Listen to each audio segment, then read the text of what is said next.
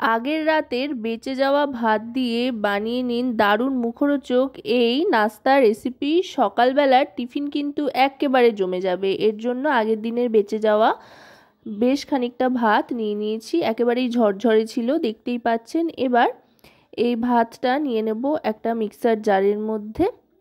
দুভাগে মিক্সার জারের মধ্যে এই ভাতটাকে একেবারে ব্লেন্ড করে নিয়েছি, সামান্য একটু জল মিশিয়ে।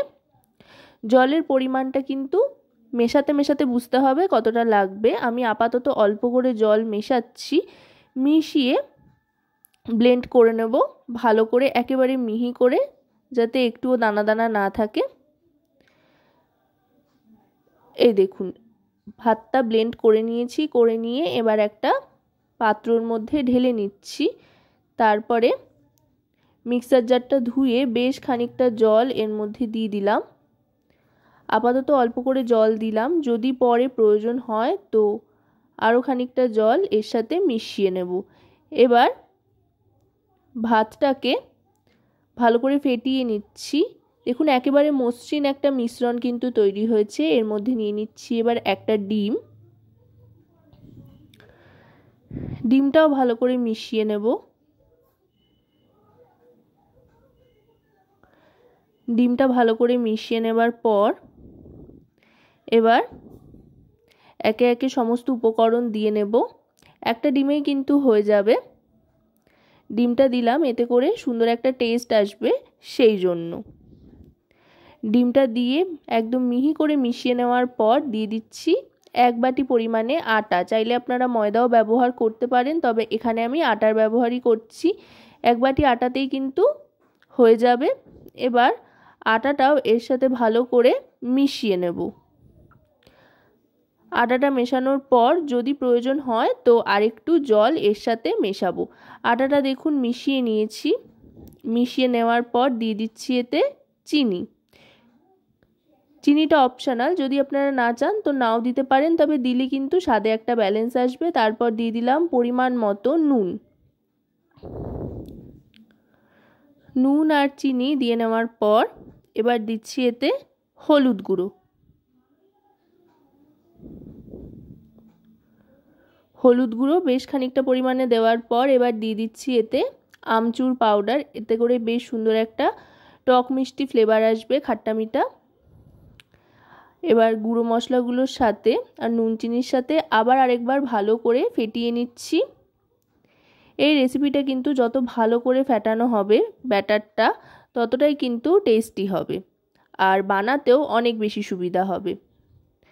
সবটা ভালো করে মিশিয়ে নিয়েছি, খুব সুন্দর একটা রঙও চলে এসছে দেখুন। এই জন্যই হলুদ গুঁড়োটা ব্যবহার করেছি। আপনারা চাইলে হলুদ গুঁড়ো যদি না দেন তো সাদা সাদা হবে, সেটাও মন্দ হবে না। আর হলুদ গুঁড়ো দিলে সুন্দর একটা রং আসে আর কি। এবার দিয়ে দিচ্ছি পেঁয়াজ কুচি। পেঁয়াজটা চেষ্টা করতে হবে যতটা সম্ভব মিহি করে কুচিয়ে নেওয়া যায়। পেঁয়াজ কুচি দেওয়ার পর এবার দিয়ে দেব লঙ্কা কুচি আর ধনেপাতা কুচি।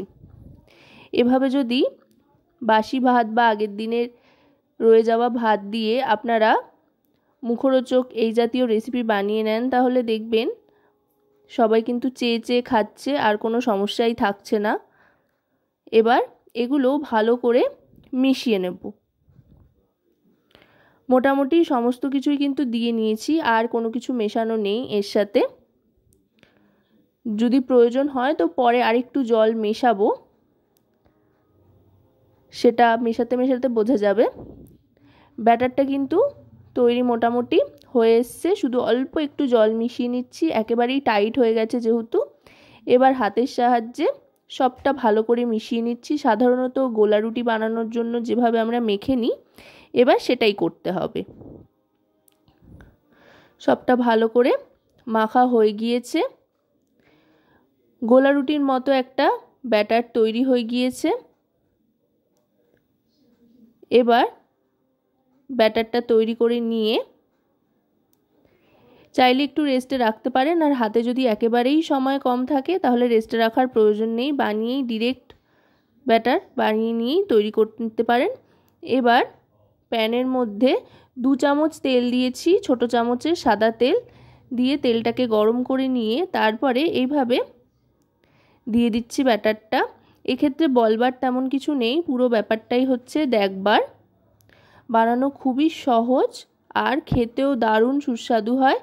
আশা করব রেসিপিটি আপনাদের ভালো লাগবে। ভালো লাগলে অবশ্যই রান্নাবাটি চ্যানেলটিকে সাবস্ক্রাইব করে লাইক শেয়ার কমেন্টের মাধ্যমে আমাদের পাশে থাকবেন, আর পাশে থাকা বেল আইকনটি অন করে দেবেন সবার আগে সমস্ত রকম নতুন রান্নার নোটিফিকেশান পাওয়ার জন্য।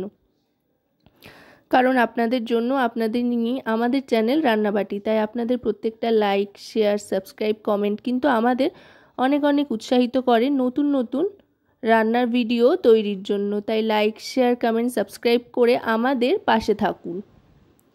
দেখুন খুব সুন্দর একটা গোল আকার দিয়ে নিয়েছি। এই সময় কিন্তু গ্যাসের ফ্লেমটা মিডিয়ামে রাখতে হবে, আর এগুলো খুব পাতলা করার প্রয়োজন নেই, একটু মোটা রাখবেন। দেখুন ওই পিঠটা যে হয়ে গিয়েছে সেটা কিন্তু বোঝাই যাচ্ছে, ওপরের অংশটা কিন্তু শুকিয়ে এসছে। আর এবার এটা আস্তে আস্তে উল্টে দেব খুন্তির সাহায্যে। দেখুন দেখতে কতটা সুন্দর হয়েছে, খেতেও কিন্তু অপূর্ব হয়। আর একদম কিন্তু মিডিয়াম ফ্লেমে রেখেই করতে হবে, তা না হলে কিন্তু পুড়ে যাওয়ার একটা সম্ভাবনা আছে। যেহেতু এটা প্রচণ্ড নরম হয় তাই ঝট করে পুড়ে যেতে পারে। এবার উল্টে নিয়েছি। এবার দু পিঠটা সমানভাবে ভেজে নিতে হবে। আর তেলও কিন্তু খুব একটা বেশি পরিমাণে লাগে না, একেবারে অল্প তেলেই কিন্তু ভেজে নেওয়া যায়। মাত্র 2 চামচ তেল দিয়ে, ছোটো চামচের 2 চামচ তেলেই কিন্তু খুব সুন্দরভাবে ভেজে নিচ্ছি। চাইলে কিন্তু এটা আপনারা স্কুল কলেজ অফিসের টিফিনেও ক্যারি করতে পারেন, বেশ ভালো লাগবে খেতে আর স্বাস্থ্যকরও বটে। আবার আরেক পিঠটা উল্টে নিচ্ছি। দেখুন এই পিঠটাও দেখতে কতটা সুন্দর হয়েছে। দুদিকটা মোটামুটি সমানভাবে ভাজা কিন্তু হয়ে এসছে। এবার এটাকে সার্ভ করে দেব টমেটো কেচাপের সাথে।